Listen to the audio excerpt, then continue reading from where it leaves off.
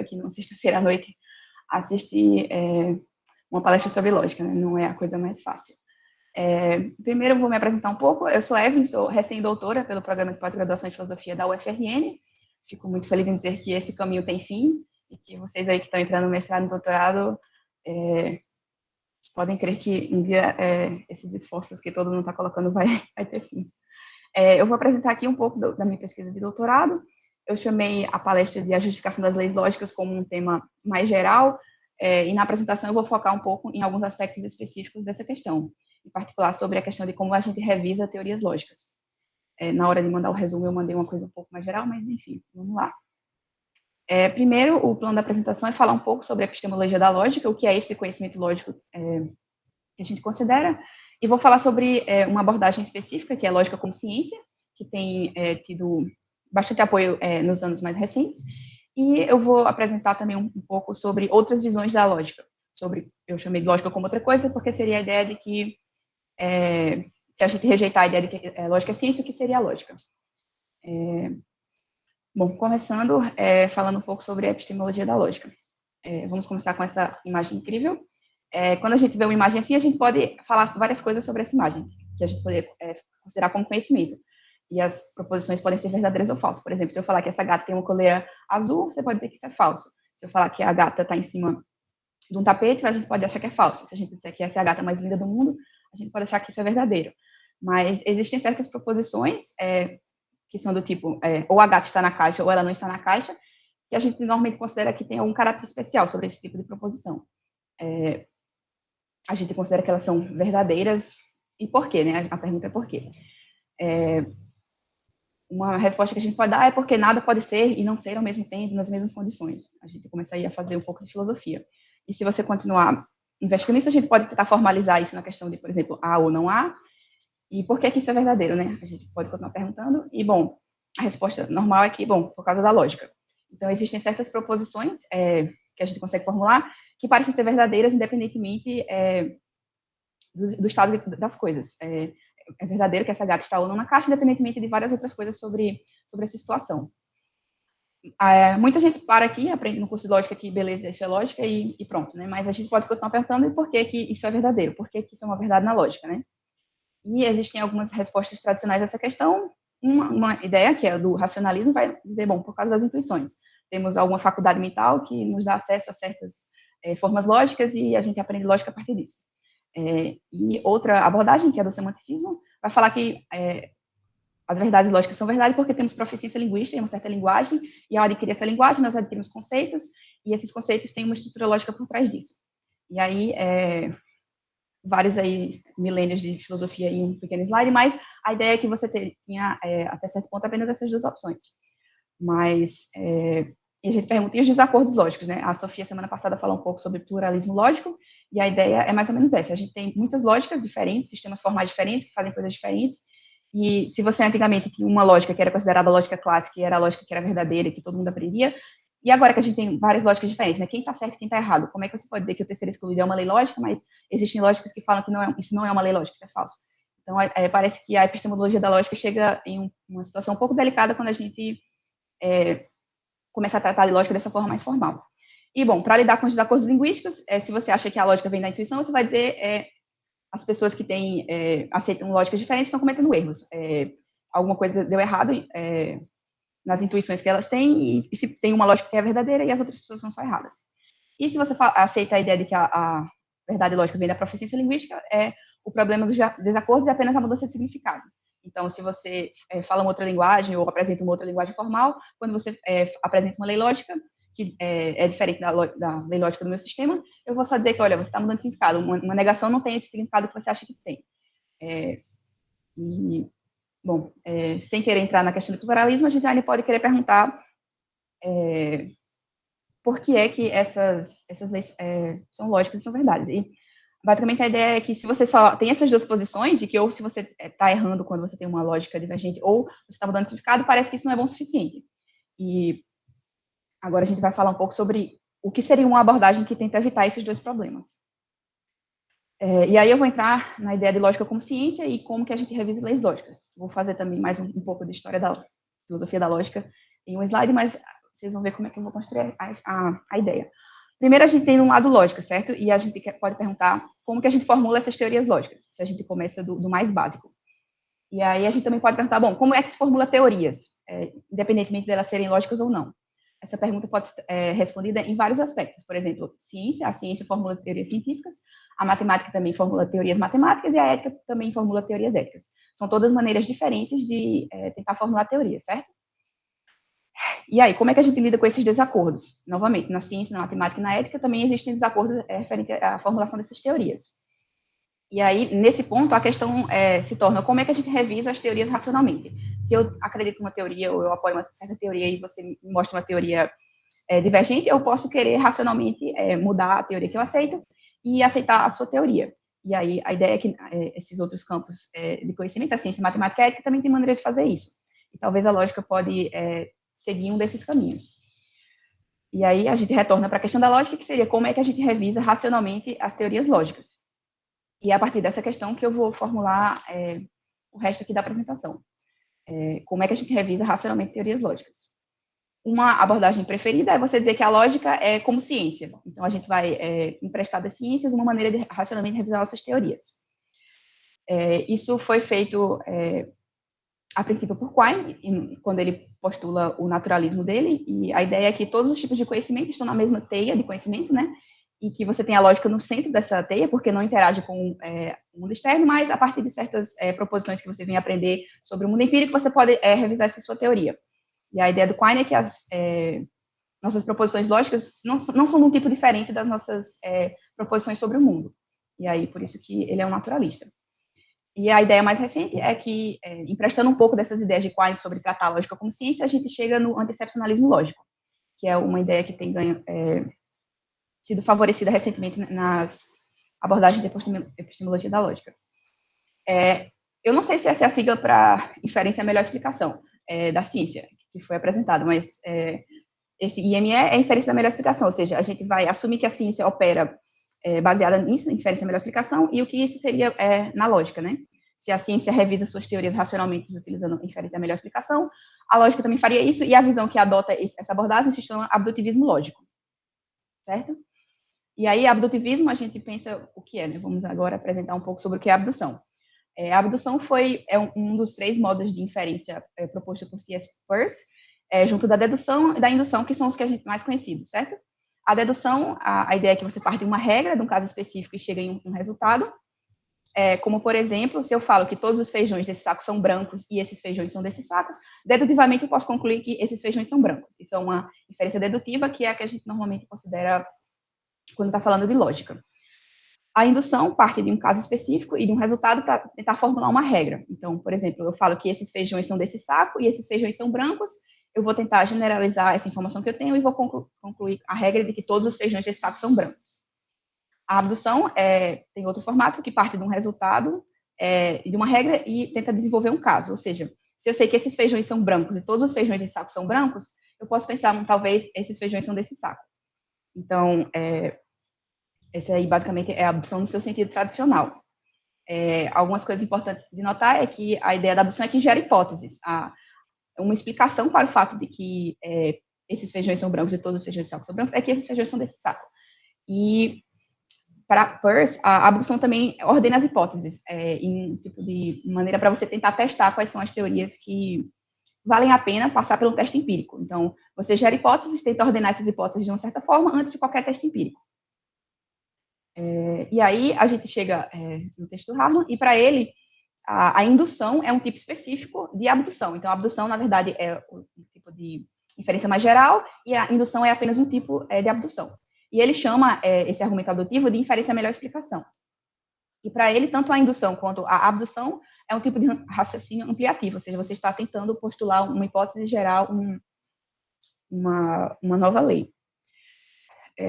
Bom, então é assim que a abdução vem a ser chamada de inferência melhor explicação. E aí, isso é bem empregado na literatura do realismo científico e na filosofia da ciência, e eu vou agora apresentar um pouquinho mais sobre isso.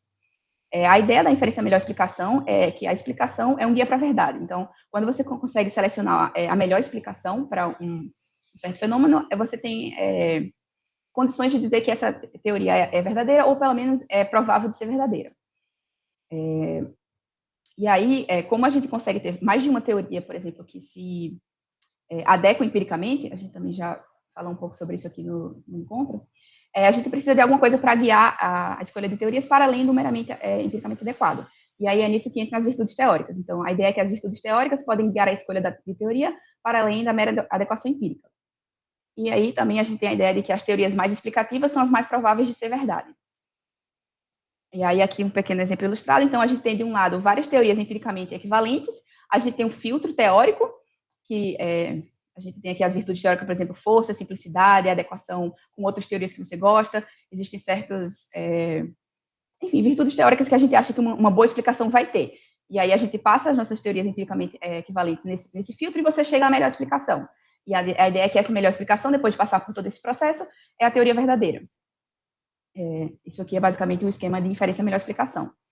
E aí a gente vai pensar como seria isso na lógica, né? Como eu falei, essa abordagem se chama de abdutivismo lógico e tem alguns apoiadores de grande renome, né? E aí, como é que é essa ideia? Bom, inferência melhor explicação fala que as teorias científicas visam a verdade e que a explicação é o que leva a essa verdade. Então, para a lógica, a ideia é que a gente teria teorias empiricamente equivalentes, a gente passaria por um filtro de virtudes teóricas e teria a melhor explicação, e essa explicação seria a melhor teoria lógica. Isso tem certos problemas, alguns problemas metodológicos e alguns problemas ontológicos. Eu não vou falar muito sobre isso aqui, mas eu vou mencionar só para vocês verem como a gente pode querer rejeitar essa abordagem de tentar aproximar a lógica da ciência. Primeiro, quando a gente fala das virtudes teóricas, a gente pode pensar no problema da lógica no pano de fundo. E a ideia é que quando você vai fazer qualquer tipo de seleção de teorias dessa forma, você já tem uma lógica que está operando no pano de fundo desse seu processo de seleção. E se você tem uma teoria lógica que vai passar por um filtro teórico para você selecionar a melhor teoria, se você usa lógica para fazer essa seleção e você está querendo selecionar a lógica, tem um problema de circularidade aí. Então, se você seleciona uma teoria que não era a teoria que você estava usando, você tem que repassar a sua teoria por esse filtro, parece um pouco complicado tentar encaixar a seleção de teorias lógicas nesse filtro, quando o próprio filtro de virtudes teóricas requer uma noção lógica. Eu botei o clique aqui errado, mas enfim. O problema também das virtudes teoréticas é que na lógica a gente não saberia quais são essas, né? Na ciência a gente pode pensar força, adequação empírica, simplicidade, mas na lógica, o que seria ser uma teoria forte na lógica, né? Você está falando uma teoria forte dedutivamente, que consegue demonstrar mais coisas, ou você está falando uma lógica que tem uma linguagem mais forte? O que é essa noção de forte? Quais seriam essas virtudes que uma boa teoria lógica deveria ter? Não parece que a gente está em condições, pelo menos no momento, de falar o que seria uma boa explicação para uma teoria lógica. E, por fim, a questão da evidência é o seguinte, não tem nenhum caso até agora de teorias empiricamente equivalentes que, quando a gente passa no filtro teórico, nos ajuda a selecionar a melhor teoria. Quando você escolhe a evidência que você vai considerar evidência lógica, por exemplo, proposições linguísticas da fala, você pode falar sobre proposições matemáticas, encaixe com outras teorias científicas. Isso são todos tipos de evidências que a gente considera quando vai tentar selecionar uma teoria lógica, mas parece que toda vez que você escolhe qual é a evidência que você quer explicar na sua lógica, você já tem a sua lógica favorita, digamos assim. Então, se você acha que a lógica deveria tratar sobre enunciados linguísticos, então você não vai gostar da lógica clássica, você vai querer uma lógica, por exemplo, paraconsistente. Enquanto que se você considera que a evidência para a lógica principal é da matemática, você pode dizer, eu quero uma teoria clássica. Então, essa questão de teorias empiricamente equivalentes não parece nem ser o caso no cenário da lógica. Então, parece que não é necessário essa metodologia toda da filosofia da ciência para tentar selecionar a teoria lógica. E um último ponto é o comprometimento ontológico, e a questão é que, como a gente já também viu, a inferência melhor explicação é a metodologia utilizada pelos realistas científicos para tentar selecionar a melhor teoria, e esse tipo de abordagem tem um custo ontológico, né? Você vai, como a gente viu aqui, entrar na questão de que você afirma a existência das entidades teóricas que a sua teoria está postulando. Então, quando você fala sobre teoria científica, você pensa o átomo, buracos negros, todas essas entidades que as teorias científicas postulam. Mas quando a gente está falando da lógica, o que seriam essas entidades? Você está falando sobre a negação existe num ambiente platônico, o que é essa existência que você está falando que as suas teorias vão ter, né? Se a teoria lógica vai ser verdade, ela é verdade em referência a quê? Parece que, se você aceita esse tipo de metodologia, você está fazendo um comprometimento muito grande ontológico com essa teoria. Enfim, esse aí é o resumo do abdutivismo lógico, e porque eu acho que não é uma abordagem muito boa. E aí a minha ideia é falar sobre lógica como outra coisa. Sem querer cair naquela ideia de que lógica vem da intuição, a gente seleciona a teoria que melhor se encaixa com a intuição ou com nossos comprometimentos linguísticos, existem outras opções. Então, o que são as alternativas para a justificação das leis lógicas, né? Então, a gente começou com lógica sendo semelhante à ciência e vamos rejeitar essa abordagem, se vocês foram convencidos pelos meus argumentos. E ainda sobra as opções, por exemplo, de que a lógica é parecida com a matemática ou então a lógica é, de alguma forma, relevante e parecida com a ética. E a pergunta, novamente, é como revisar teorias lógicas racionalmente? A ideia aqui, que eu vou falar um pouco, é sobre a ideia do provas e refutações, o LACATS, que é uma metodologia utilizada para a revisão racional de teorias na matemática, e um pouco sobre o equilíbrio reflexivo, que é utilizado na ética, mas também já foi aplicado à lógica, que vai dizer que a maneira correta de tentar racionalmente revisar nossas teorias lógicas é usando o equilíbrio reflexivo emprestado da ética. E aí, bom, primeiro falando um pouco sobre como é que se dá a seleção de teorias na ciência, né? A ideia é que a gente tem uma evidência e essa evidência vai determinar a teoria. Então, a gente vai tentar formular teorias cada vez mais próximas à teoria verdadeira. Você vai colocando mais evidências, mais observações, mais experimentos, e na ciência você vai desenvolvendo teorias que estão cada vez mais próximas da verdade. Enquanto que nessas outras abordagens, tanto do provas e refutações quanto do equilíbrio reflexivo, você tem que a evidência vai determinar a teoria, mas você também tem que a teoria determina a evidência, porque o tipo de evidência que você vai considerar e se você vai ou não aceitar essa evidência como uma evidência que você vai tentar acomodar na sua teoria, vai depender da teoria que você já apoia. Então, o esquema é esse. Então, tanto a teoria determina a evidência, quanto a evidência determina a teoria. É um mecanismo um pouco diferente do modo científico de selecionar teorias, porque a ideia é que se você está fazendo ciência, existe um mundo observável e todas as suas teorias científicas, em última instância, têm que responder a essa realidade empírica que a gente observa. Então, existe alguma coisa que a teoria científica tenta explicar, os fenômenos que a gente observa, mas, tanto na matemática quanto na ética, a gente não tem necessariamente esses fenômenos observáveis. Então, a metodologia para selecionar teorias na ética matemática é diferente e segue mais ou menos essa dinâmica que eu coloquei aqui. Bom, falando primeiro sobre provas e refutações, qual é a ideia aqui? A gente primeiro tem uma conjectura matemática, por exemplo, sei lá, todos os números pares são divisíveis por 2. E você tem uma demonstração. E aí, a partir dessa demonstração, você pode, eventualmente, obter uma refutação dessa sua demonstração. Isso acontece na matemática o tempo todo. Alguém prova demonstra, né, um teorema matemático, mas alguém vai, depois de muito tempo, encontra uma refutação. Quando você encontra essa refutação, o que é que você faz? Você abandona totalmente a teoria que você tinha, como seria feito na ciência? A ideia aqui é que não, você tem algumas opções. Primeiro, você pode tentar criar um novo conceito a partir dessa refutação que foi descoberta. Você pode dizer, olha, eu gostei muito dessa minha demonstração, eu vou tentar inventar um novo conceito para o qual essa demonstração vai ser verdadeira. Então, a matemática cresce também criando novos conceitos para as entidades matemáticas que a gente consegue formular. Ou então, eu posso querer voltar e reformular a minha demonstração para tentar me livrar desse contra-exemplo que foi mostrado e vou dizer, olha, minha teoria era boa, mas, na verdade, teve um problema aqui na demonstração, eu vou mudar a demonstração e meu teorema vai continuar sendo verdadeiro. Ou então, eu posso tentar criar uma nova conjectura. Talvez o trabalho que eu fiz foi todo um pouco estranho, mas a partir disso não deve ser só descartado. A partir dessa refutação eu vou criar uma nova conjectura. E aí a ideia também é que um novo conceito também leva a uma nova conjectura matemática. Então, o funcionamento das teorias matemáticas segue basicamente esse esquema de propor teorias, receber refutações e a partir dessa refutação você vai fazer não vai começar do zero. A sua próxima demonstração vai ser melhor porque alguém tentou refutar a sua teoria no passado. Então, a ideia é que o conhecimento matemático ele é construído a partir das refutações, tanto quanto das demonstrações que são feitas. E aí, o que seria essa ideia na lógica, né? A ideia também seria isso. Quando a gente fala sobre leis lógicas e sistemas lógicos, a gente propõe um sistema... Oi. Desculpa te interromper, mas eu só tenho 10 minutos ainda, ok? Tranquilo. Como é que seria isso na lógica? A gente também tem conjecturas lógicas que a gente pode pensar a partir de observações, a partir da linguagem natural, desse tipo de coisa. A gente propõe uma demonstração na lógica formal, digamos assim, e a gente recebe refutações o tempo todo. A lógica formal está cheia disso, de demonstrações e refutações.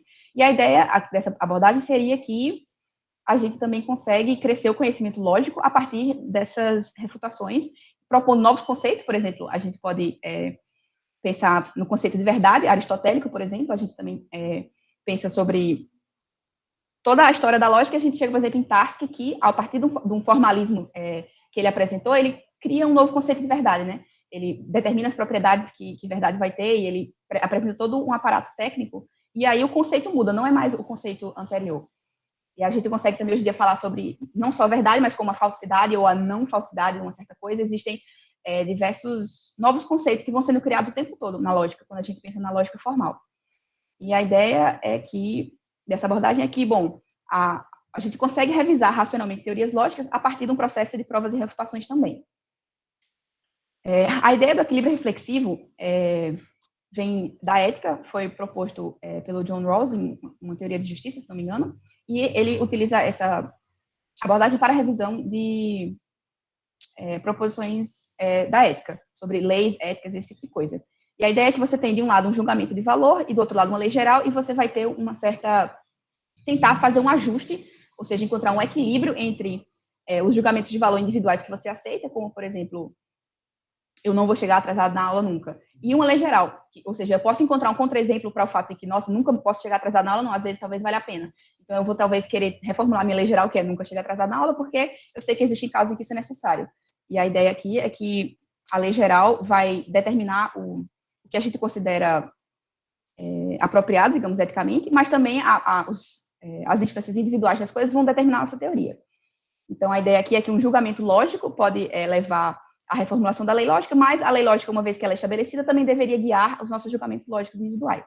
Então, por exemplo, se eu aceito a lei do terceiro excluído como uma lei lógica, e alguém me apresenta um contra-exemplo, eu posso ser levada a abandonar essa lei lógica geral e dizer, olha, na verdade, essa não era uma lei lógica, eu aceito seu contra-exemplo, eu vou tentar reformular minha teoria para ter uma teoria lógica racional, mas que não mais valida o terceiro excluído. Ou eu posso dizer que não, minha teoria é muito boa, ela faz umas coisas muito legais, e, na verdade, eu vou rejeitar esse seu julgamento lógico particular, e vou me manter no lado da teoria. Então, a ideia do equilíbrio reflexivo é que você se mantém em equilíbrio com a possibilidade de você rejeitar certas evidências, mantendo a integridade da sua teoria. E isso não seria nada errado, digamos assim, porque você tem motivos racionais para tentar manter a sua teoria como ela estava. Só alguns últimos comentários metodológicos dessa minha apresentação, concluindo, é que é interessante tentar diferenciar o que é uma melhor teoria do que uma revisão racional de teoria. Então, enquanto que no lado que a gente viu na filosofia da ciência, a gente tinha a ideia de que a melhor teoria era uma coisa que a gente conseguia selecionar através de explicação, mas a revisão racional na lógica seria diferente, né? Talvez a melhor teoria que a gente consegue, de alguma forma, selecionar a partir de uma abordagem não vai ser a revisão racional. E talvez a lógica, é melhor para a lógica tentar revisar racionalmente as suas teorias e não ficar falando sobre uma melhor teoria, porque é possível encontrar equilíbrios diferentes. Outra questão interessante a discutir mais a fundo também é sobre a ideia da evidência empírica versus da evidência não a priori. Então, um motivo pelo qual a gente rejeita ou tenta rejeitar a abordagem racionalista, que fala que a lógica vem das nossas intuições, é porque isso tem a ver com a priori, uma coisa tão desnecessária. A gente não precisaria dessas noções de a priori para tentar justificar as leis lógicas. Mas, ao tentar evitar essa ideia do a priori, o abrutivismo lógico fala sobre a evidência empírica. E parece que a lógica não lida tão bem com esse tipo de evidência empírica quanto as ciências. Então, enquanto que a metodologia da ciência é apropriada, digamos, para lidar com evidência empírica, a lógica não necessariamente tem que ter evidência empírica. Nos métodos que eu apresentei do equilíbrio reflexivo de provas e refutações, os contra-exemplos que são apresentados e os julgamentos de valor e os julgamentos lógicos que são apresentados não são necessariamente evidências empíricas, mas também não são a priori. Então, essa distinção entre a evidência empírica e a evidência não a priori, acho que seria interessante também trazer para a lógica, ao evitar o a priori, não cair nessa de que a lógica seria necessariamente empírica. Outra coisa interessante que eu gosto de mencionar é que, bom, quando a gente fala da abordagem de lógica como ciência, a gente tem a ideia de progresso. E aí a ideia é que as teorias científicas sempre progridem para a verdade das teorias. Então, cada teoria que você tem no seu processo racional de revisão, você está tentando selecionar uma teoria mais verdadeira. E aí você tem um progresso, às vezes, um pouco linear. Enquanto que a ideia de provas e refutações e também do equilíbrio reflexivo é que você tem crescimento, mas esse crescimento não é unívoco. Você pode ajustar a sua teoria em processos de revisão diferentes, por exemplo. Você pode ter que o seu processo de revisão vai levar a lógica clássica, a manter a lógica clássica, mas você também pode ser levado a aceitar, por exemplo, a lógica intuicionista, e isso é um caso conhecido na filosofia da matemática e tal, e que é um equilíbrio, ou seja, existem motivos teóricos para você aceitar as leis lógicas que os intuicionistas aceitam, suas metodologias e tal, e isso foi chegado a partir de um processo de reflexão teórico e empírico, ou seja, existe um crescimento na lógica, talvez se espalhando em vários galhos, digamos assim, de uma árvore, não esse progresso linear. E a ideia também do equilíbrio reflexivo é que existem equilíbrios diferentes, né? Então, uma pessoa pode entrar no equilíbrio que é diferente do meu, mas eu consigo entender mais ou menos porque essa pessoa revisou a teoria dela do jeito que revisou, porque isso foi feito racionalmente através de um processo de tentar encaixar a evidência na teoria.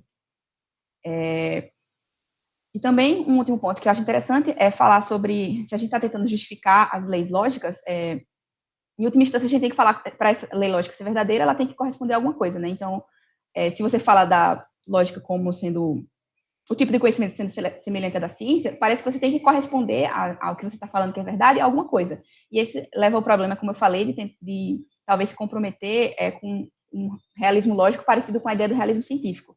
Se você tem que as teorias são verdadeiras nesse sentido. Enquanto que nas abordagens da provas e refutações e do equilíbrio reflexivo, parece que o que você precisa para a sua teoria ser interessante ou ser racional é um sentido de coerência. Então, se o seu sistema é coerente em si, você consegue justificar por que você aceitou certas inferências no seu sistema e por que você rejeitou outras, existe um sentido de coerência interna, mas não necessariamente corresponde a nenhum fator externo. Não precisa que o seu sistema matemático corresponda à realidade platônica nem nada do tipo. Você só precisa que a sua teoria seja coerente. E aí, aqui, novamente, eu acho que a lógica se beneficiaria de uma abordagem assim, em que a revisão das teorias focasse na coerência e não necessariamente na correspondência com algum tipo de realidade. Acho que basicamente é isso. Obrigada pela atenção. Está aqui a foto de uma outra gata numa caixa para alegrar a noite de vocês e um último slide com as minhas referências. Obrigada. Muito obrigada, Evelyn. Muito legal. Thalita.